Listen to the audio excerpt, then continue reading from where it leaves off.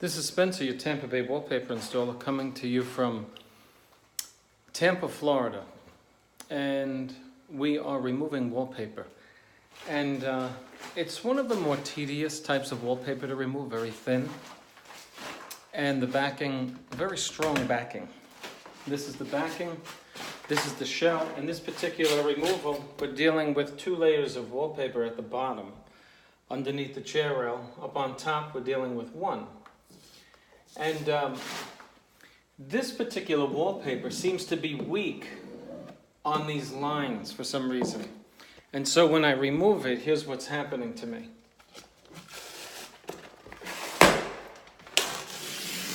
It comes off in straight strips, like this. And it's not being very nice to me. You see how it comes completely straight down that one line? Something about these lines is very weak. So anyway, what I suggest to you who are removing wallpaper is that, see, in this case we have a cement slab, all right? And I came into, the customer already removed part of it, so it was on the floor. What you see on the green is mine. You don't want this stuff getting stuck to your floor because you'll be removing wallpaper from your floor after that. Once you wet this stuff, it will reattach itself wherever it lands if you leave it there long enough, okay? Be very careful. And always be cleaning up. Take your drop cloth, pull it up, shake it off, shake it to the side. That's one tip I'm going to give you. The second tip is this. You've seen these before. They're at Home Depot. This is called a wallpaper smoother. There's many uses for this. You could plaster a wall with this thing. Just take a look at the ease with which this backing comes off. The reason why I like this tool is because it's plastic. You're not going to gouge the customer's wall with this thing. That's the second tip I want to give you. You see that? Now, if I do this with a metal scraper, let me show you the difference. I could use this.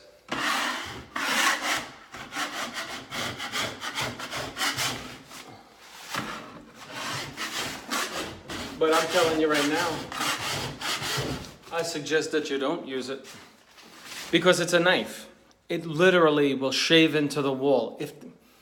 You know, sometimes you see bulging nails protruding through the sheetrock. Come on, you know those new construction homes? They're built like garbage. Well, those nails that they're building houses with, if I were building a home today, I would require that screws be used, and the price would probably go up $3,000 to $4,000 on the average size home. Just screws alone. That's how much time it would take to use screws instead of nails. But nevertheless, those nails that are used, they eventually bulge. 6 months after new construction is erected, give it 6 months before you have nails bulging out of the surface. And then what do? Well, you got to bang them back in and repaint your surface, etc. But if you were to use this and you go over one of those bulges, you're going to shave it right off. You know what I'm saying? So right now, I'm risking unnecessarily damaging the wall. Is it a better wallpaper remover? No, it's not. It's stronger. It makes your hand do more work because the plastic makes your hand do more work. This, you see, because it's metal, it stays flat to the wall. The plastic, you know, kind of bends, and that's why it doesn't shave into the wall. But if I were you, I would not use this, even though you might be tempted to do it, because it does do a finer job than the plastic in some cases. You know what I'm saying? But it does a job on your walls where the plastic doesn't. And you know what I mean by that. It will wind up scraping off your surface, so you have to make a decision. You can use this if you're so inclined. But I would stick to this because even if it takes you half an hour more per room, isn't it better that you don't have to go back and plaster and then spend the time fixing up the walls? See? Just take a look at this.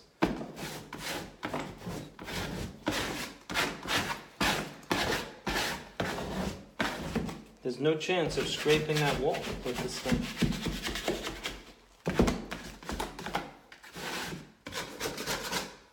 So what's the trick?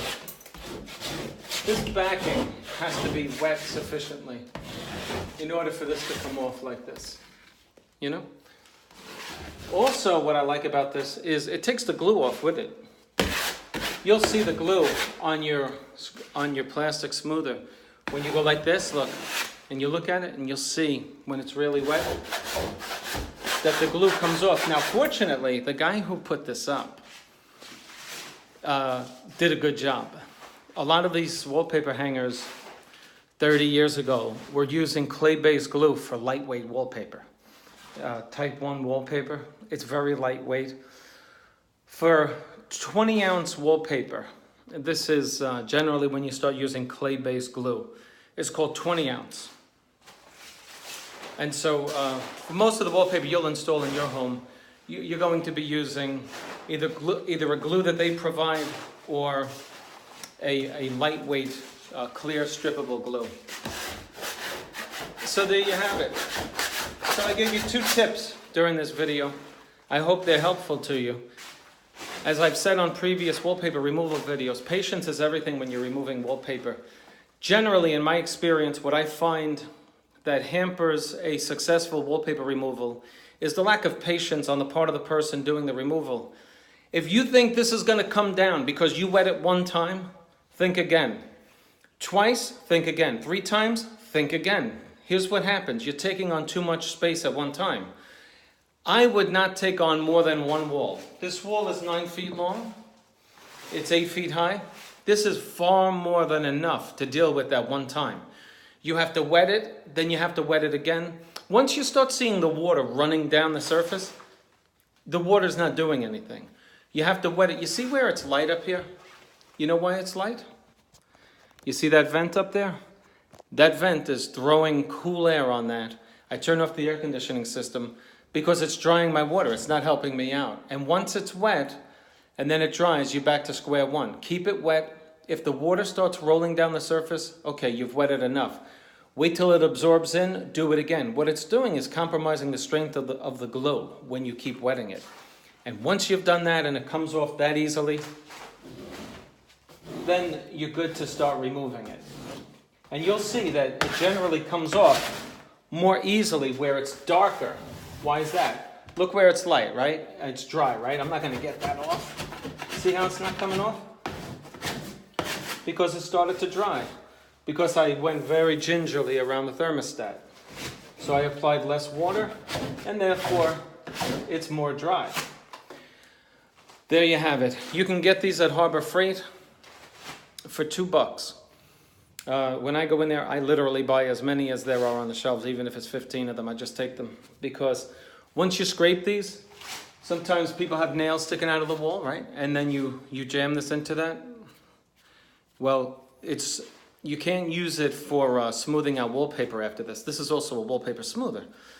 But once you nick it, you don't want to be using that on wallpaper because you will, even the best of wallpapers, the vinyl stuff that you see in hotels and stuff, you will scratch the wallpaper if you have a nick in this thing because you're moving with a lot of force against it, a lot of speed, it will scratch it. So you want to make sure that your tool is nice and clean at the edge. Not so much for wallpaper removal, but for smoothing out wallpaper. If it's not smooth, even on a removal, you could, you're using this with a lot of force, you could actually, if the wall is wet, you could actually dig into the wall. So buy a few of these things. Don't just buy one, okay? It's a great tool to remove wallpaper. Okay, that's it. This is Spencer, your Tampa Bay wallpaper installer. Today, I'm the Tampa Bay wallpaper remover. And I'm coming to you from Carrollwood, Tampa, Florida. If you liked the video, if you found it useful, do me a favor. Click on like, subscribe to my channel, share it with a friend. If you have a way that you remove wallpaper that you would like to share with us, do me a favor, leave it in the comment section. You might say, well, I add fabric softener. That's good. I added soap to my warm water solution. Anything that softens fabric will do, okay? Except for something very harmful, of course. Any of your things down in the cleaning aisle, fabric softener, Ivory Liquid, Palmolive, It really does soften the fabric. Okay, see you on the next one. Thanks for watching.